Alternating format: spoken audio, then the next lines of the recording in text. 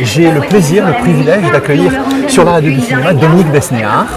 Bonjour Dominique et bienvenue à la radio du cinéma. Je suis content d'être à la radio du cinéma. Alors tout d'abord, on va parler de ce festival qui a un succès notoire, croissant. Déjà l'année dernière on était à 58 000 personnes, là on va dépasser le nombre, on va dépasser les 60 000 et en même temps c'est quand même, ça commence le mardi, ça se termine le dimanche et on voit 80 films. Et donc voilà, donc là on sait que ça fait partie de l'ADN de la ville d'Angoulême. L'hiver, il y a la BD, l'été, il y a nous. Alors il faut préciser une chose, c'est que vous êtes le régional de l'État. Vous portez dans votre cœur la ville d'Angoulême.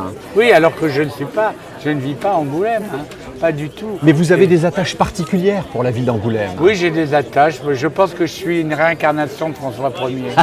Votre parcours dans le cinéma, ça démarre comment, au tout départ? Oh là là, vous savez, il y a 40 ans que je fais ce métier, donc... il y a eu un démarrage. Oui, il y a d'abord l'amour du théâtre, et puis ensuite l'amour du cinéma, et surtout... l'amour des actrices. L'amour des actrices, et surtout aussi, le fait d'être en Normandie, dans une ville, une petite ville, une station balnéaire, où l'hiver il n'y a rien, où l'hiver il n'y a rien, et l'été je vois rien parce qu'on me met en colonie de vacances. Donc je ne vois que le cinéma à l'automne, quand il reste encore des traces, des affiches du casino. J'ai fait un livre qui s'appelait Casino d'hiver. Moi j'ai vu le cinéma à travers les vitres du casino avec des bouts d'affiches. Donc voilà, donc ça a toujours été une passion. Je suis un enfant de la télé, mais de la télé avec ce qu'on appelait les dramatiques télé, oui. Et où on voyait tous les acteurs. Et tout de suite, j'ai fait. Il y en a qui gardent qui collectionnent les photos des groupes de musicaux ou des équipes de football. Moi, j'ai coupé des photos d'acteurs dans Télé 7 jours. Il faut préciser qu'à une certaine période, dans les halls d'entrée des cinémas, on avait quelques photos. Ah ben oui.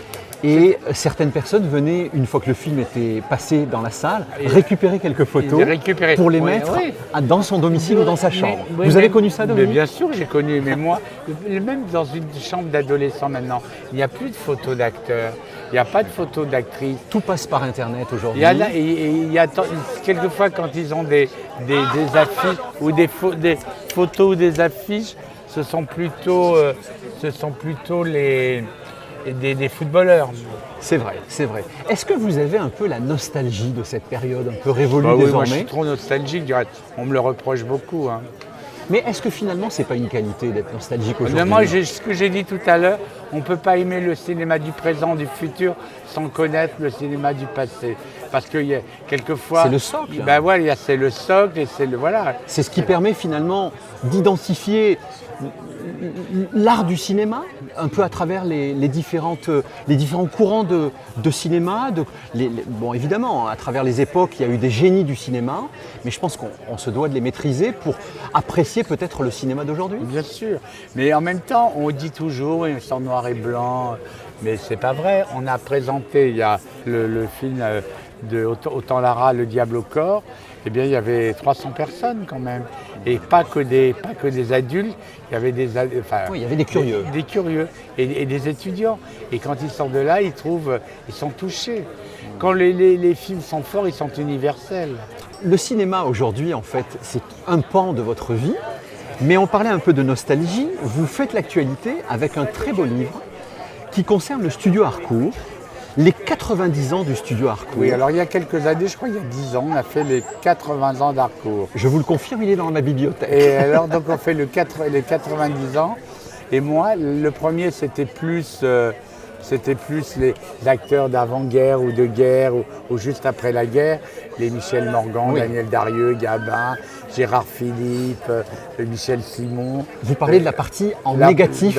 Dans la première... Retouche à la main des négatifs. Voilà. Les tirages argentiques. Voilà, c'est ça. Et là, cette deuxième... la génération numérique. Voilà, numérique. Exactement. Et là, ce qu'il y a de bien, c'est que c'est plutôt des acteurs de la nouvelle génération. Et pour chaque photo, je fais un commentaire que j'essaye de faire selon mon âme. Voilà. Votre sensibilité, votre appétence à la curiosité du cinéma, on peut dire. Ouais, Quel motif de satisfaction véhicule un festival comme vous qui êtes un homme du cinéma depuis toujours. Est-ce que c'est une forme de fierté? Est-ce que c'est Non, mais vous savez, moi je trouve que un membre supplémentaire de votre famille? Comment on peut dire ça? C'est quelque chose qui me fait un tout petit peu peur. Ça se passe tellement bien.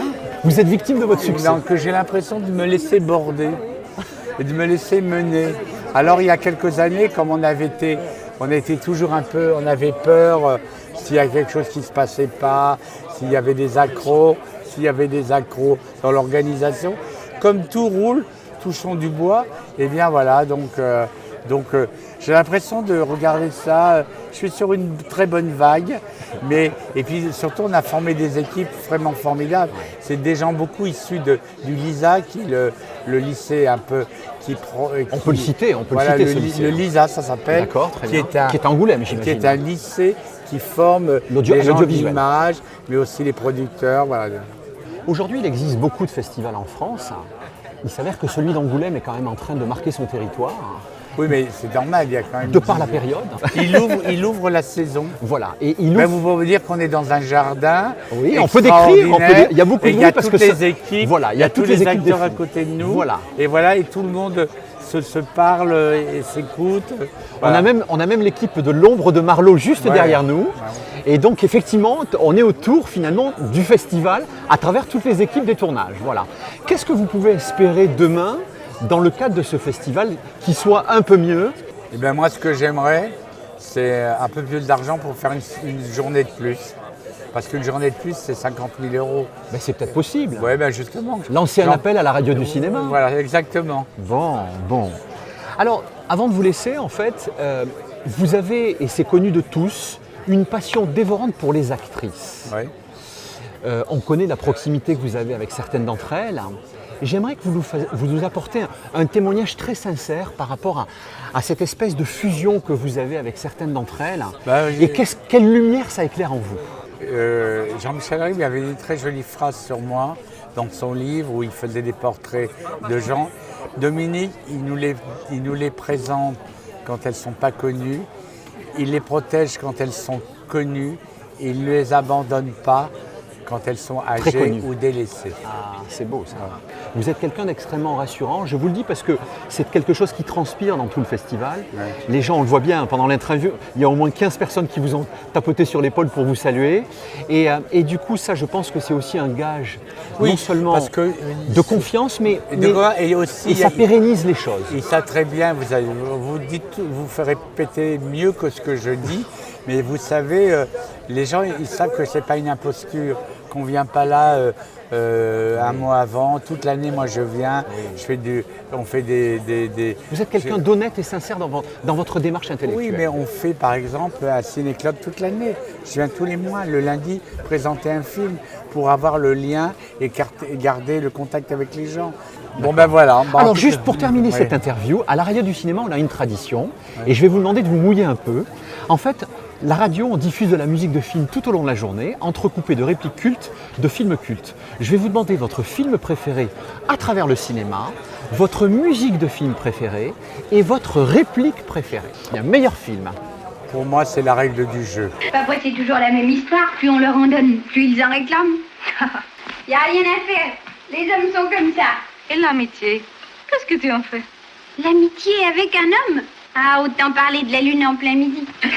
On va préciser le réalisateur. Oui, Jean Renoir, c'est un film que je vois au moins une fois par an et ça me remet...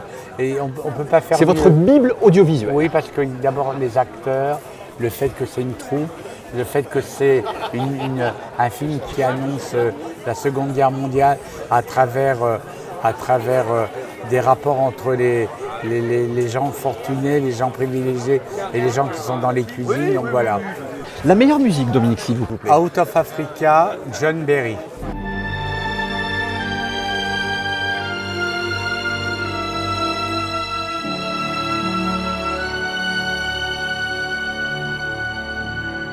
Et donc, pour terminer, votre réplique préférée, je crois d'ailleurs qu'elle est sortie à l'époque de votre propre bouche. Oui, c'est une improvisation. Et c'est pourquoi je dis pas parce que pour me faire plaisir. Alors on peut parce que dans la rue, on m'en parle encore. Et je dirais... Alors qu'est-ce que vous disiez à l'époque? Je n'écrirai rien sur votre film, c'est une merde, voilà. Et donc, on m'en parle encore. C'était cette dans revue. quel film ça? Là, C'était La Cité de la Peur, d'Alain. d'Alain Chabat. Mais Et, évidemment. j'ai une scène avec ma chère Chantal Lobby. Madame, je n'écrirai rien sur ce film, c'est une merde. Bon. Dites-nous un petit mot gentil sur la radio du cinéma, une petite réplique, Eh même bien, quelque chose. non, la radio-cinéma, on se sent bien. Et le seul problème, c'est que la radio-cinéma, après 5 jours de tout ce que j'ai fait, je suis un peu fatigué. Je reviendrai quand vous voudrez. Mais vous avez eu l'élégance d'accepter cette Voilà. interview et Mais je vous en remercie mais je chaleureusement. viendrai une autre fois.